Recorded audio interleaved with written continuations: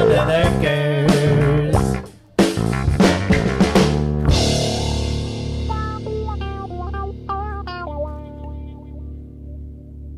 Alright, this is the walk-in freezer job where I got the used walk-in. My electrician, check out the blue anodized nuts, I love it. Put me a service plug in. There's the line set going down.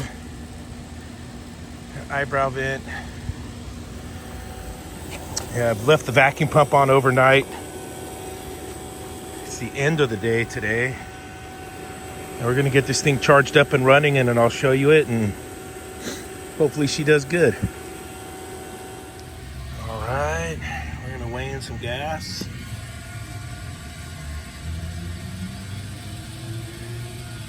Solenoid's calling. I still have the power off, and I need to set that pressure switch up too when we get it powered up. We'll see where the cut in and the cut out is.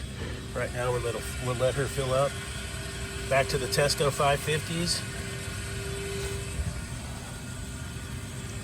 Keep your fingers crossed. Hopefully she does good. Look, we already got almost 4 pounds in her. I'm loving that. It's got a pretty good line set run on this. Close to 50 feet total. And we got our P-trap at the coil. We're inverted up at the top. So it's at the bottom, it's P-trap, and then it's inverted, and then it's over up into our accumulator, and then back to our compressor. So I'm digging that. 6 pounds. Maybe it gets to, I think when it equalizes, we'll go for a startup at equalization. We do have a headmaster valve. Getting there, starting to slow down. 8 pounds. We'll see where it equalizes at. All right, so it equalized at about 12 pounds. Just about equalization at 12 pounds. We'll go ahead and fire this thing up, and it should do our 3 pump outs and then run. And then we can we'll check our cut in and cut out and all that fun stuff. But it should do the magic. Let's see. Got the sun right in my eyes right here. Look at this. Right when I'm trying to get it in. There we go. 1, 2.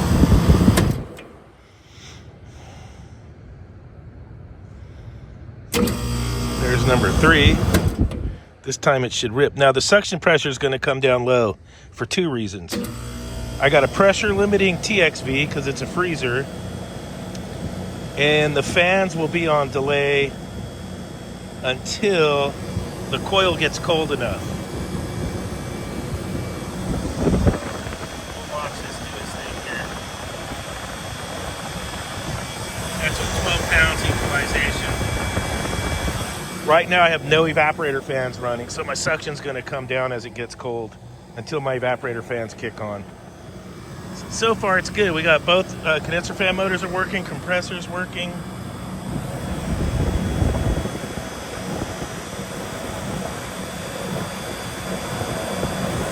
Yeah.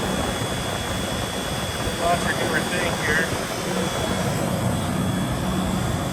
All right, here she goes. So it had been running for a while without the evaporator fans. The clicks on made. Our fans came on. You're going to watch this frost line melt away because it was flooding back because I had no evaporator fans. You'll watch this right before your eyes. Now we got evaporator fans. It's magic.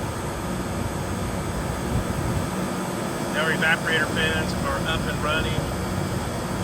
Box is hot. I'm at about a 0-degree evaporator, and that's going to drop down. But I need to set my superheat on this. And I have the smart probes down there, and I'll get you some screenshots of the Fill-Piece app. There she goes, the last little bit. Now the accumulator's doing its job. My evaporator fans are running. 87 degrees condensing, 0-degree evaporator. We're on our way. So you guys got to see that in real time. Freezers are a whole nother beast. aux warm, you'll see the superheat reading is 14.7, and we'll check it as it gets down to set point with a TXV adjustment at set point temperature. And here's what we're looking at set point. We're at 7.8 superheat. On a freezer, you want to be between 4 and 8 degrees superheat. And this is what we're looking at set point. And we're right in the ballpark. I almost left without showing you guys the downstairs. So that's where it is. We put the defrost timer down here with the disconnect. I just turned it off.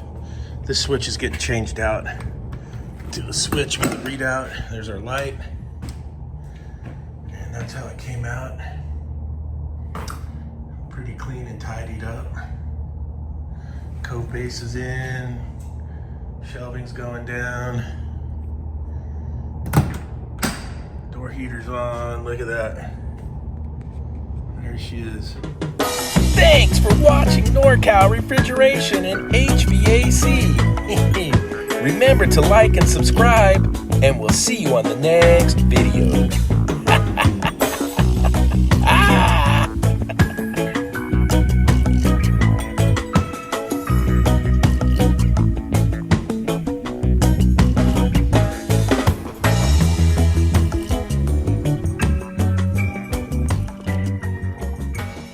He's a super tech, gets his jobs done before 4. He's a super tech, never calls tech support.